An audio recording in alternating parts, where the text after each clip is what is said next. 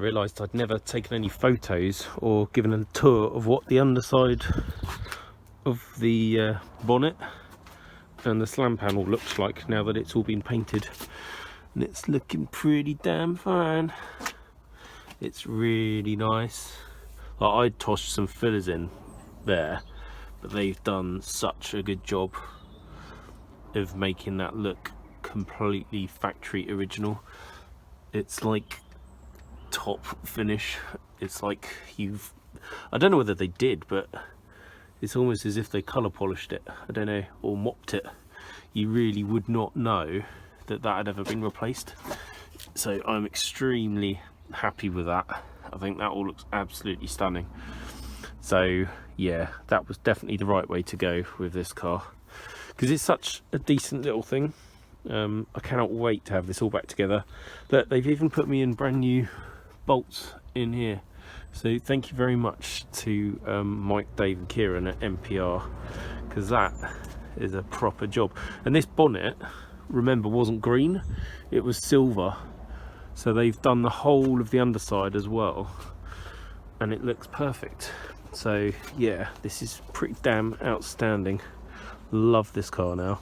And that's the problem when you put a lot of effort into cars and other people put effort into them for you, because then you don't want to sell them. Because if I did want one of these, and I kind of do because it's a practical daily classic, I'm not going to find one better than this one.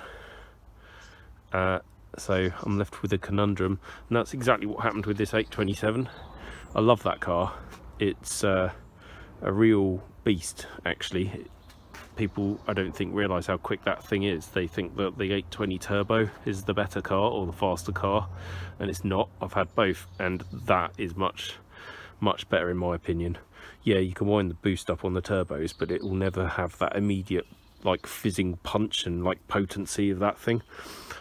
It's deceptively quick, so don't believe the facts and figures like 0 to 60 times quoted by Rover. If you drive one of them, like the intergear speeds, even with the auto box, it's a rapid thing. But anyway, back to this one. Yeah, it needs the headlights refitting, the plastics that go between the front panel there and the inside of the radiator, sorry, the bumper. I need to refit the airbox. I've got a new stainless steel battery clamp to go in. I've got some new cable tie Jubilee clips and things, and I'm gonna power wash the whole of the engine bay and basically minty it up as far as I can. And then the inside, oh yeah, incidentally, the where the roof had to be repaired and painted, the crappy seal died, so I've ordered another one. That'll be here soon. Inside the car there's really nothing to do other than clean it. Being the GSI, it has that checked interior. It's got electric windows, everything electric works, which is nice. The wood's good. There's a tiny nick in the top of that cover, and I have got another one that's beige, so theoretically I could repaint it and fit it to this and make it really mint. This area here, bolster wear, that's just, you know, par for the course with a car that's done this mileage, but I might try and get some leather filler and just experiment with patching that bit. This car's done 109,000 miles, so you're always going to get some bolster wear. It's got the plastic gear knob. I'd kind of like the leather one, but I don't have one. And then really, the rest of it is minty mint. I'm missing a couple of grab handle covers, but that's no big deal. I love that this has been, like the original headlining would have been cream, and it's been replaced with black, almost like Alcantara stuff, like in the BMW Sports, which I think is cool. So yeah, thanks to Simon, the previous owner, for doing that, because he's done a damn good job. I don't know, you probably can't see because it's dark in here, but it fits perfect. And unlike when some people use spray glue, you can see like their grubby finger impression marks. It's perfect. So that's a really nice touch, because it just makes it feel quite, I don't know, it encapsulates you in here. It's really nice. Snug, I think is the word. All the wood's good in the front and the rear. So yeah, I'm not going to want to sell this. I know I'm going to want to keep it. Incidentally, these are the fog light surrounds for the front bumper. they've all been painted up. I still haven't decided whether or not I'm going to try and buy some fog lights. They're expensive when you do find them. That's the hockey stick for the undersides of the front headlights. So they're all nice. It's got a Pioneer stereo, which I haven't tried out yet. I think it works. And it's got some big speakers in the back as well. So I don't know what's behind these door cards, but the sound system in this thing should be quite good. I'm left with the quandary of what exactly to sell this thing for, because I don't see them for sale very often. And I genuinely have no idea what it's worth, because it's not exactly a collector's car. But as I say, if you did want one, you're not going to find one better. Plus it's got the BRM wheels and the big brake conversion. I think they're off an MG ZR or maybe a ZS. Simon did tell me, but I can't actually remember. The other thing the body shop did, which I really appreciated, was they painted this bumper obviously, but they retextured the plastic.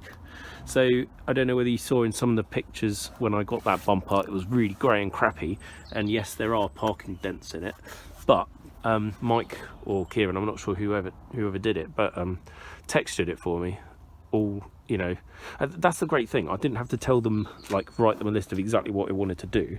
They knew I didn't want to spend mega bucks on the whole car, like getting a whole respray, so they just did what obviously needed to be done to a really good standard. So I didn't have to spend mega bucks on the car. The next person who buys it isn't going to be paranoid that they can't leave it in a car park and pick up a dent, because there, you know, I'll be honest about it, there still are tiny imperfections in, like, ripples in the bodywork from where it was resprayed the first time, but it's just so damn good. Yeah, this isn't a long video, but it's really me just chatting crap about how much I like this car. I can still never remember how to open the tailgate. There's a button lever thing here.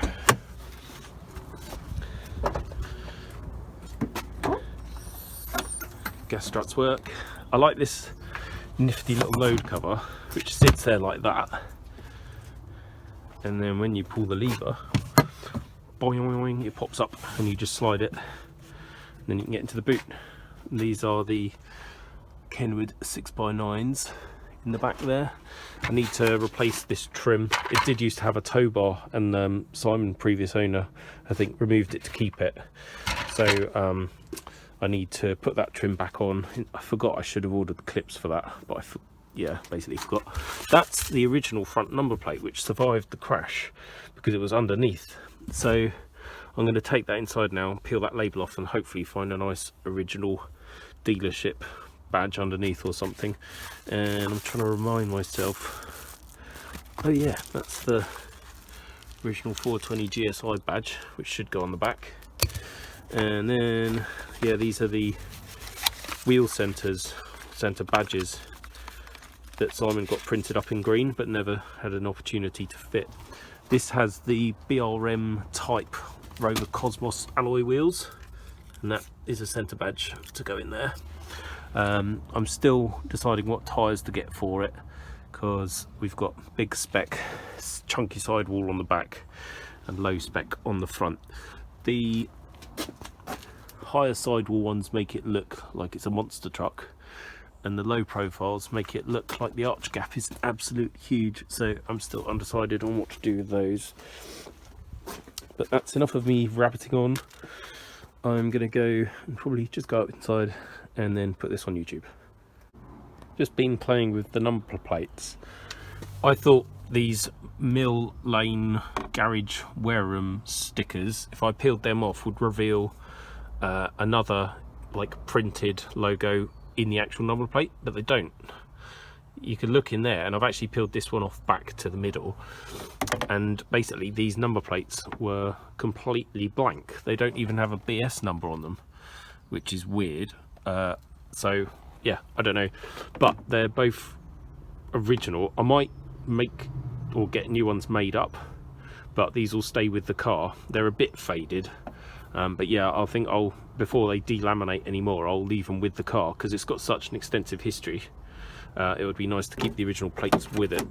So yeah, I won't be ripping the stickers off, and I won't be screwing these plates back on. I'm going to get nice ones made up.